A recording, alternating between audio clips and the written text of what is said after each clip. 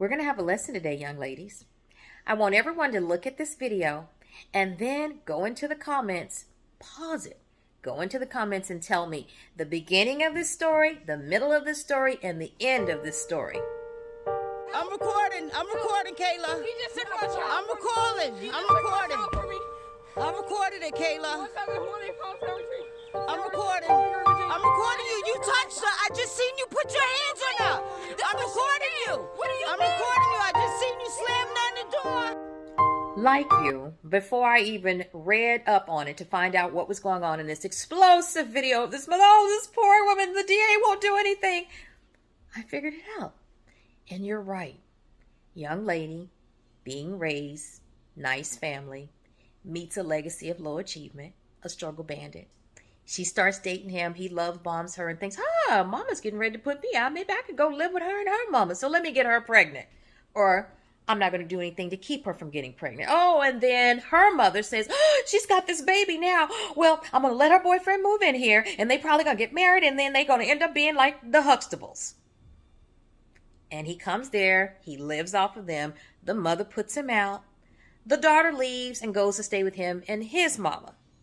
Then him and her have a fight, and the mama gets in the middle of it, and she takes off, and the mama and the daddy, baby daddy, come and snatch the baby. Her mother gets a video of them yelling and screaming and crying, look what they're doing to my child. How many times have we told y'all to stop getting pregnant by these legacies of low achievement? Stop getting pregnant by a man that doesn't want you and don't want your baby neither. Like, I don't know how many. So it's been going on since the beginning of time. You know what? Let's not go back to Adam and Eve. Let's start at the 40s, the 50s.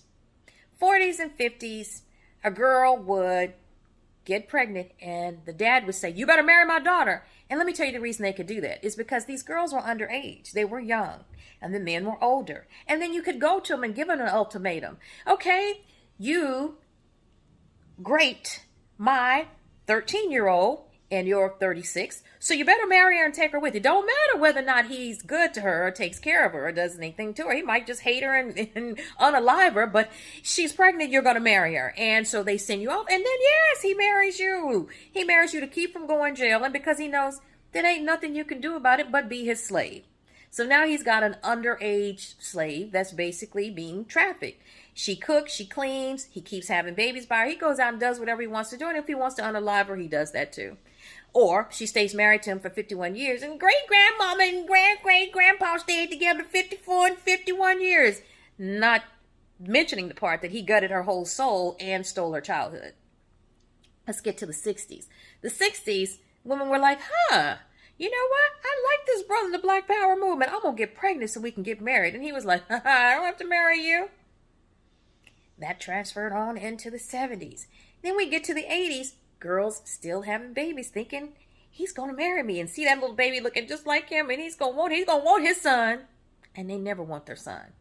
Look at the percentage of how many of them have left their children and they're growing up in fatherless homes. We do that in the 80s. We do that in the 90s. Then we get to the 2000s and the men start thinking, hey, wait a minute. I ain't done shit with my life and she in medical school. Let me go put a baby in her. They get you pregnant and then you're stuck with them forever. So you try to make a go of it because you want to save face, your family, and also you. And it never works.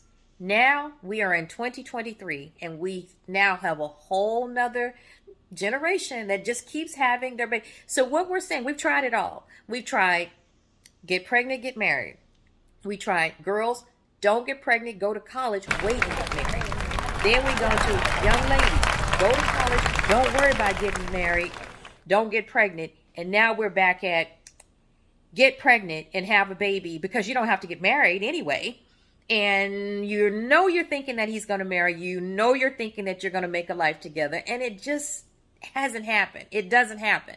So I'm so sick of seeing these stories. And shame on both of those mothers in this video. Shame on both of y'all. The one recording it and the one riding and yanking girls out of cars over a grown man and his wife. His woman and his baby, because they ain't married.